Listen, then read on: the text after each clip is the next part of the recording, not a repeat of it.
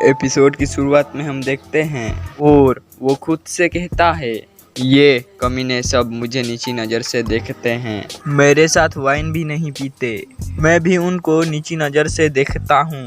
बकवास, एक दिन मुझे यह मांग वाली जगह छोड़नी होगी। इससे ही वो आगे की तरफ बड़बड़ाते हुए जाने लगता है और आगे कहता है, मैं शहर जाऊंगा और बहुत सारे पैसे कमाऊंगा। और फिर वो कब्रिस्तान में पहुंच जाता है। किसी की कब्र पर बैठकर कहता है, देहाती आदमी मुझे माफ करना, मुझे तुम्हारी कब्र पर बैठने दो।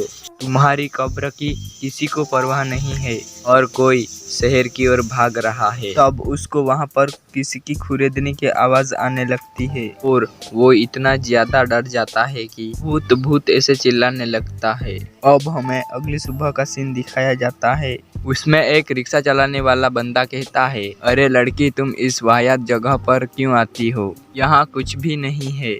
लड़की, तुम बात करना पसंद नहीं करती? हम लगभग पहुंच ही चुके हैं। मैं तुम्हें यहाँ तक ही छोड़ सकता हूँ। तुम अकेले पहाड़ों में जाओगी। सावधान रहो, ऐसा लगता है कि यहाँ पर कुछ हुआ है। फिर वो लड़की कहती है, ठीक है। दूसरी तरफ हमें वहीं का सीन दिखाया जाता है। वही पियक्कड़ आदमी कहता है, ऑफिसर सोंग, मैं यहाँ था। कल की रात अजीब थी। मैंने बहुत ज़्यादा शराब पी ली थी, गलती से यहाँ आ गया था।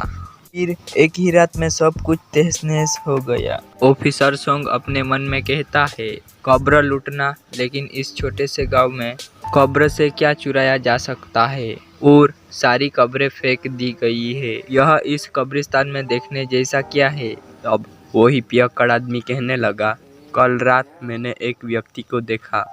ऐसा लगता है वो कुछ ढूंढ रहा है। वही मिस्टर सोंग को एक पुलिस वाला बुलाने लगता है और कहता है, यहाँ आओ मिस्टर सोंग, इस कब्र को देखो। फिर मिस्टर सोंग वहाँ पर जाता है। खाली कब्र को देखकर कहता है, ये तो जेंग जिलिन की कब्र है। क्या ये फिर से जेंग फैमिली है? तब फिर दूसरा पुलिस वाला कहने लगा, क्या कोई प्रॉब्लम है सर?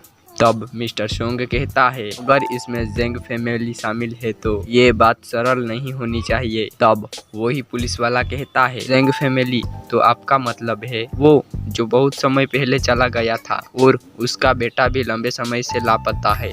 फिर मिस्टर सोंग कहता है, जेंग फैमिली का एक पोता भी है और वो शहर में पढ़ाई कर रहा है। उसे अगले कुछ दिनों में वापस आ जाना चाहिए। मैं पहले उससे बात कर लूं।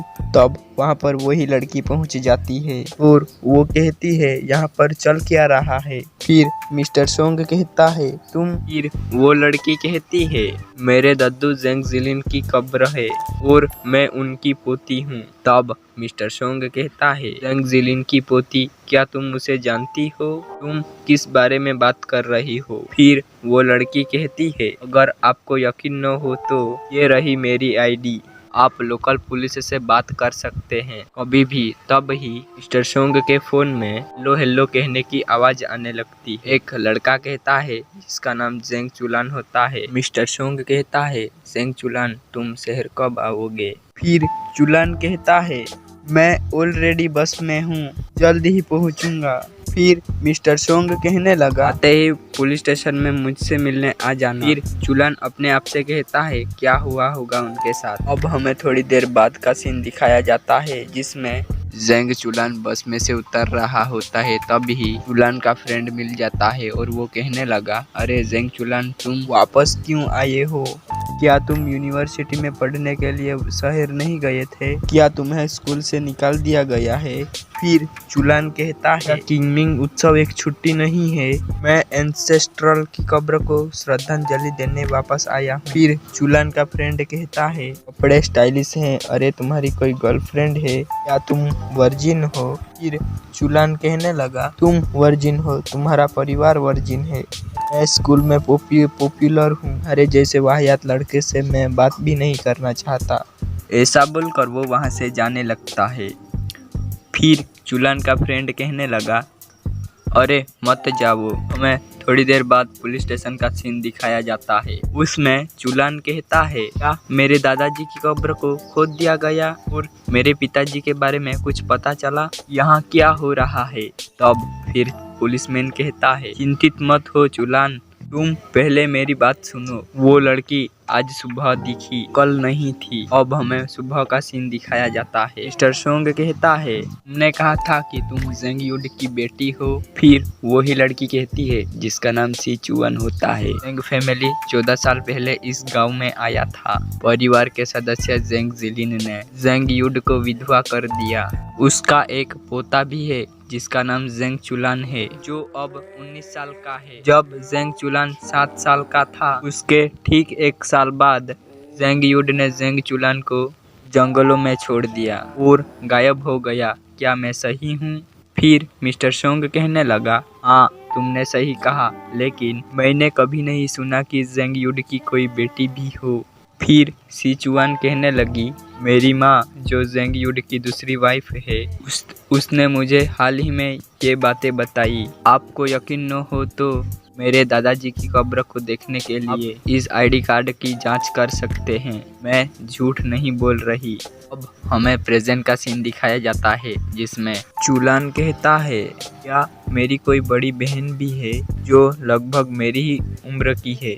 ऐसा लगता है मेरे फादर मेरी मोम के मिलने से पहले सी चुआन की माँ से मिले होंगे। फिर पुलिस वाला कहने लगा, मैंने अभी सी चुआन के ऑफिस फोन किया अधिक जानकारी प्राप्त करने के लिए। वास्तव में सचमुच ऐसा ही एक व्यक्ति है, संग बाओ बाओ। उसकी माँ बाहर से आए एक आदमी के साथ रहती है, लेकिन दोनों की शादी नहीं हुई। मुझे यकीन नहीं कि वो तुम्हारे फादर हो सकते हैं। फिर चुलान कहने लगा, मेरे दद्दू के मरने के बाद वो लोग मुझे अकेला छोड़कर चले गए।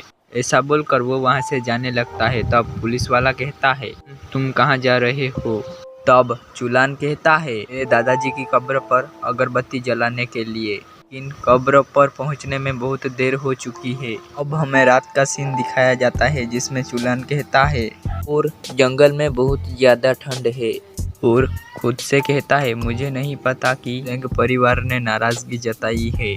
तभी वहाँ पर उसको किसी की खुरेदनी की आवाज़ आने लगती है और वो चुलान तेजी के साथ दौड़कर वहाँ पर जाता है। और ये तो एक लड़की है। वो तस्वीर खींचने लगता है। तब पहले मैं उसकी तस्वीर खींच लूँ, फिर पुलिस को कॉल करता हूँ। वो लड़की सी चुआन ही होती है और वो तेजी के साथ पलटकर उसे देख लेती है। तब चुलान दुम दबाकर वहाँ से भागने लगता है। चुलान भागते भागते काफी दूर तक आ चुका होता है और वो एक जगह रुक कर कहता है, पकड़ में नहीं आया, कल अंकल सोंग तुम्हें गिरफ्तार करेगा। ऐसा बोल ही रहा होता है कि वहाँ पर वही लड़की पहुँच जाती है। उसी के साथ ये वाला वीडियो हो जाता है खत्म। तो मिलते हैं इसी वीडियो में, तब तक के लिए जय हिंद, वंदे मातरम।